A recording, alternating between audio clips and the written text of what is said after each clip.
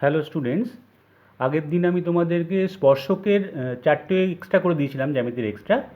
আজকে আরও তিনটে এক্সট্রা দেখে নাও। 5 নম্বর এক্সট্রাটা দেখো, বলেছে দুটো সূক্ষ্মকোণী ত্রিভুজ এবিসি আর পিকিউআর সদৃশকোণী। ঠিক আছে, দুটো সূক্ষ্মকোণী ত্রিভুজ আঁকছি।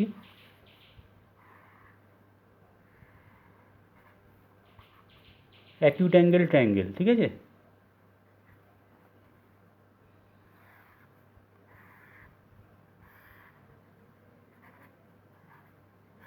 এই দুটো ত্রিভুজ এবিসি আর পিকিউআর সদৃশকোণী বলা আছে।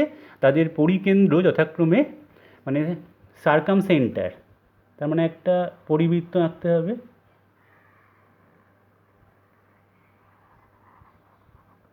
এখানে একটা আঁকতে হবে, এখানে একটা আঁকতে হবে, যথাক্রমে এক্স আর ওয়াই বলে দিয়েছে। তাহলে প্রথমটাতে এক্স ধরলাম আর দ্বিতীয়টাতে পরিকেন্দ্রটাকে মানে সার্কামসেন্টারটাকে ধরলাম ওয়াই। ফার্স্টেরটার সার্কামসেন্টারটা এক্স আর সেকেন্ডেরটাকে ধরলাম ওয়াই। ঠিক আছে, এবার বলছে বিসি ও কিউ আর অনুরূপ বাহু। বিসি আর কিউ আর সিমিলার সাইড। তাহলে প্রমাণ করতে হবে BX is to Q Y equal to BC is to Q R. ঠিক আছে, তাহলে বিএক্স, তাহলে বি আর এক্সটাকে আমাকে অ্যাড করতে হবে। কিউ ওয়াই, তাহলে কিউ আর ওয়াইটাকেও আমাকে অ্যাড করতে হবে। BX is to Q Y equal to BC is to Q R prove করতে হবে। তাহলে ফার্স্টে আমি একটা জিনিস করছি, এক্স আর সিটাকেও অ্যাড করলাম আর ওয়াই আর আরটাকেও অ্যাড করলাম। ঠিক আছে, এবার দেখা যাক কীভাবে এটা প্রুফ করা যায়। ফার্স্টে দেখো একটা জিনিস লক্ষ্য করে, বিএক্স সি এই যে অ্যাঙ্গেলটা, এই অ্যাঙ্গেলটা হচ্ছে কেন্দ্রস্থ কোণ, সেন্ট্রাল অ্যাঙ্গেল, আর এটা হলো পরিধিস্থ কোণ, তাই তো?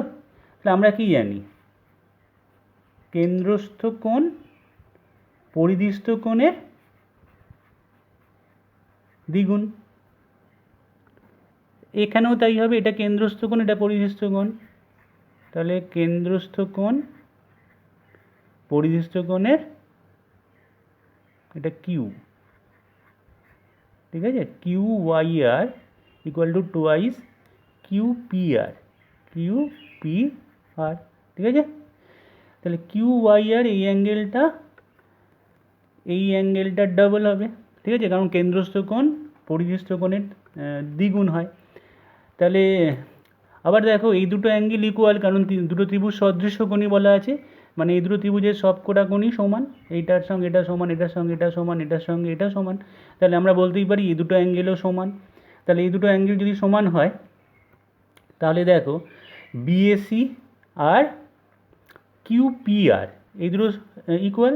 তাহলে আমরা লিখতেই পারি যে angle BXC, angle BXC equal to angle Q Y আর।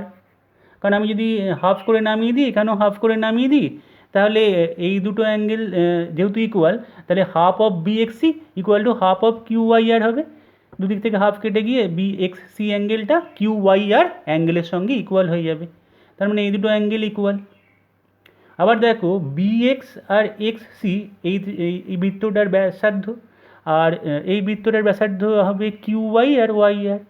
তাহলে বোঝা যাচ্ছে যে এই অ্যাঙ্গেলটা আর এই অ্যাঙ্গেলটাও ইকুয়াল হবে, আবার এই অ্যাঙ্গেলটাও ইকুয়াল।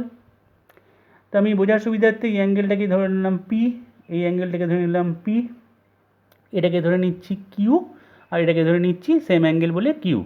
ঠিক আছে, আচ্ছা এবার দেখো এই ত্রিভুজে, এই যে ত্রিভুজটাতে, তাহলে angle B X C plus P মানে এই অ্যাঙ্গেল মিলে 180, তাই তো? আবার এই ট্রায়াঙ্গেলটা আসি কিউ ওয়াই আর, সেখানেও angle Q Y R plus Q equal to 180। ঠিক আছে, এইভাবে বলতেই পারি যে ত্রিভুজের তিনটে কোণের সমষ্টি 180। এবার এই দুটোকে ইকুয়াল করে দিতে পারি, কারণ দুটোই 180-র সঙ্গে সমান। তাহলে আমরা লিখতেই পারি, দেখো যে angle B X C plus 2p equal to angle Q Y R, ঠিক আছে, প্লাস 2q। ক্লিয়ার? এবার এবার দেখো বি এক্স সি আর কিউ ওয়াই আর এরা ইকুয়াল, এখানে আমি বলে দিয়েছি এখানে বি এক্স সি আর কিউ ওয়াই আর ইকুয়াল, তাহলে দুটো ইকুয়াল অ্যাঙ্গেল দুই থেকে কেটে গেল। তাহলে two P equal to two Q হলো, তাহলে two P equal to two Q মানেই হচ্ছে পি ইকুয়াল টু কিউ হয়ে গেল, পি আর কিউ ইকুয়াল। তার মানে এই দুটো অ্যাঙ্গেল যেমন ইকুয়াল ছিল, তাহলে এই দুটো অ্যাঙ্গেলও তাদের সঙ্গে ইকুয়াল হয়ে গেল। তার মানে এই দুটো ত্রিভুজ কী হয়ে গেল, এই দুটো ত্রিভুজের সব কটা অ্যাঙ্গেলই ইকুয়াল। বি এক্স সি এই ট্রায়াঙ্গেলটা আর কিউ ওয়াই আর এই দুটো ট্রায়াঙ্গেলের সব কটা অ্যাঙ্গেল ইকুয়াল হয়ে গেল, কারণ পি আর কিউ ইকুয়াল। আর এটা তো ইকুয়াল এই বলেইছিলাম এইখানটায়, B X C equal to Q Y R হয়েছিল। তাহলে তিনটে অ্যাঙ্গেলই ইকুয়াল হয়ে গেল, তাহলে এরা সদৃশকোণী ত্রিভুজ। ঠিক আছে, তাহলে সদৃশকোণী ত্রিভুজ হলে আমরা কি বলতে পারি, যে পরের লাইনে আমরা লিখে দেবো যে সদৃশকোণী ত্রিভুজ মানে B X by Q Y equal to BC. এই ত্রিভুজের এলাম, প্রথমে এই ত্রিভুজটা নিচ্ছি, তারপরে ডিভাইডেড বাই কিউ আর। এটা প্রুফটা করতে দিয়েছে B x is to Q Y, তাই আছে আমরা এখানে এরমভাবে ইস টু দিয়ে লিখে দিতে পারি, Q Y equal to BC is to Q R, proved. ঠিক আছে, এটা তাহলে নেক্সট অঙ্কটায় যাই। 6 নম্বর অঙ্কটা দেখো, বলেছে একটা বৃত্তে অন্তর্লিখিত একটা ত্রিভুজ এবিসি, বৃত্তের ব্যাস এডি আর এডি ও এই বিসি বাহুর উপর লম্ব। আচ্ছা, এখানে বোধহয় কমা নেই, ঠিক আছে, একবার আঁকা যাক। একটা বৃত্তে অন্তর্লিখিত, একটা বৃত্ত আঁকলাম, এখানে একটা ত্রিভুজ অন্তর্লিখিত আছে এ বি সি। আচ্ছা, বৃত্তের ব্যাস হচ্ছে এডি, তাহলে এটা একটা কেন্দ্র ধরে, এডি হলো বৃত্তের ব্যাস, এটা কেন্দ্র ধরি। ঠিক আছে, এবার বলেছে ও এই বিসি বাহুর উপর লম্ব। আচ্ছা, বিসি বাহুর উপর এটা লম্ব টানা হয়েছে, এটা 90 ডিগ্রি, সেটা হচ্ছে এই।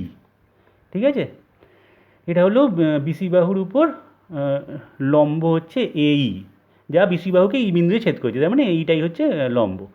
প্রমাণ করতে হবে এ ই বি এই ট্রায়াঙ্গেলটা আর এ সি ডি, অর্থাৎ এখানে আমাকে সি আর ডি যুক্ত করতে হবে, এ সি ডি এই ত্রিভুজ, এই দুটো ত্রিভুজ সদৃশকোণী দেখাতে হবে, মানে এই দুটো ত্রিভুজের সব কটা কোণই সমান। তো কী করে দেখানো যায় দেখা যাক। আচ্ছা, এটা যেহেতু লম্ব, তাহলে এটাও 90 ডিগ্রি হবে। যেহেতু বিসির উপর এই লম্ব, তাহলে অ্যাঙ্গেল এইসি আর অ্যাঙ্গেল এইবি দুটোই 90 ডিগ্রি হবে। এখন আমাদের ত্রিভুজ এ ই বি ও ত্রিভুজ এ সি ডি। আচ্ছা, এ ই বি ত্রিভুজের অ্যাঙ্গেল দেখা যাক, অ্যাঙ্গেল এ ই বি এটা 90 ডিগ্রি আছে, অ্যাঙ্গেল এই বি 90 ডিগ্রি, আর ট্রায়াঙ্গেল এ সি ডি এটা চলে আসা যাক, যেহেতু এডিটা ব্যাস, তাহলে এটা অর্ধবৃত্তস্থ কোণ ভাবতে পারি এই অ্যাঙ্গেলটাকে এসিডি, তাহলে এটাও 90 ডিগ্রি হবে, যেহেতু অর্ধবৃত্তস্থ কোণ সমকোণ। ঠিক আছে, তাহলে এটা একটা হলো। এবার দেখা যাক আর কিছু আছে কি না। এখানে আমাকে দেখাতে বলেছে এই বি। ঠিক আছে, এই বিতে এই অ্যাঙ্গেলটা দেখি, angle A BE, angle A BE এই অ্যাঙ্গেলটা, আর এখানে এই অ্যাঙ্গেলটা ইকুয়াল হবে অ্যাঙ্গেল এ ডিসি ইকুয়াল হবে। কারণটা কি, কারণ এসি এই যে আর্ক, এই যে এসি আর্কটা আছে, এই এসি আর্কের উপর এবিসি আর এডিসি দুটো অ্যাঙ্গেল সমান হবে, কারণ একই বৃত্তাংশস্থ সকল কোণের মান সমান। তাহলে এই দুটো ত্রিভুজের দুটো অ্যাঙ্গেল করে সমান যদি হয়ে যায়, তাহলে অবশিষ্ট কোণটাও সমান হবে। ঠিক আছে, তাহলে অবশিষ্ট কোণটা কী পড়ে আছে, এ ই বিতে বিএই, তাহলে অ্যাঙ্গেল বিএই ইকুয়াল টু, আর এখানে কি অ্যাঙ্গেল পড়ে আছে, এ ডি সিতে ডিএসি, অ্যাঙ্গেল ডিএসি। ঠিক আছে, তাহলে এই দুটো অ্যাঙ্গেলও সমান হয়ে যাবে যেহেতু অবশিষ্ট কোণ। এবার তার মানে বোঝা যাচ্ছে যে দুটো ত্রিভুজের সবকটা কোণই সমান, তাহলে এটা সদৃশকোণী প্রুফটা হয়ে গেল। এর থেকে প্রমাণ করতে হবে A B into AC equal to AE into AD. এবার তো জাস্ট ধর্ম দেখিয়ে দিলেই হবে, যেহেতু সদৃশকোণী। ঠিক আছে, তাহলে এবার সমান কোণের উল্টো দিকের বাহু দিয়ে দেখা যাক।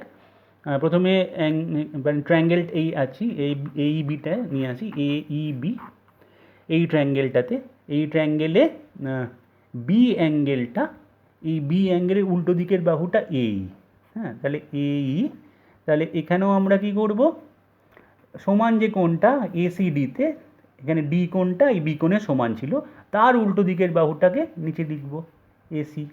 দেখো এই আর এসি আছে এখানে, ঠিক আছে।